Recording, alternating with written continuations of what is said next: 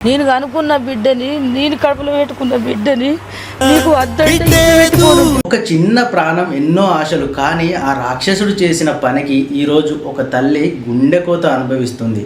2 నెలలు అవుతుంది, నాకు ఏం సహకరిస్తలేదు. ఆ పాపని పూల పెట్టి సాదుకున్నాను అన్న. ఆమె ఈ గుండెలకి లేచిపోయింది, గుండె చచ్చిపోయింది, నాది పిచ్చిదాన్ని అయిపోతున్నా. వైష్ణవి కేసులో అసలు నిజాలు బయటకు వస్తున్నాయా లేక అన్ని నీరుగారిపోతున్నాయా? ఈ రోజు మనం మాట్లాడదాం. Welcome to my channel Shyamala MS.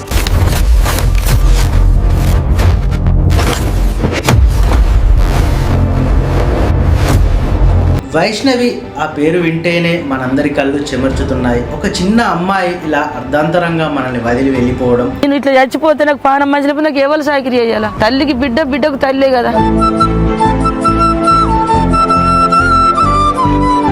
మనల్ని వదిలి వెళ్ళిపోవడం వెనుక ఉన్న కారణాలు ఏంటి?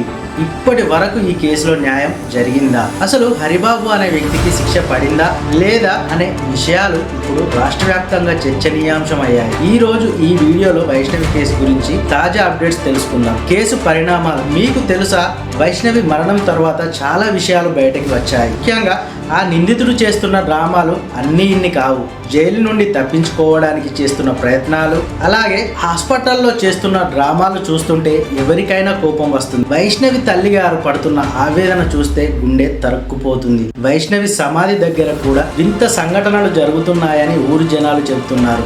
ఇవన్నీ ఒకెత్తు అయితే చట్టపరంగా ఈ కేసు ఎక్కడి వరకు వచ్చింది అనేది మనందరం తెలుసుకోవాలి. తాజా సమాచారం ప్రకారం నిందితుడికి బెయిల్ వచ్చే అవకాశం ఉందని కొన్ని వార్తలు వస్తున్నాయి. కానీ వైష్ణవికి న్యాయం జరగాలని లక్షలాది మంది నెటిజన్లు సోషల్ మీడియాలో పోరాడుతున్నారు.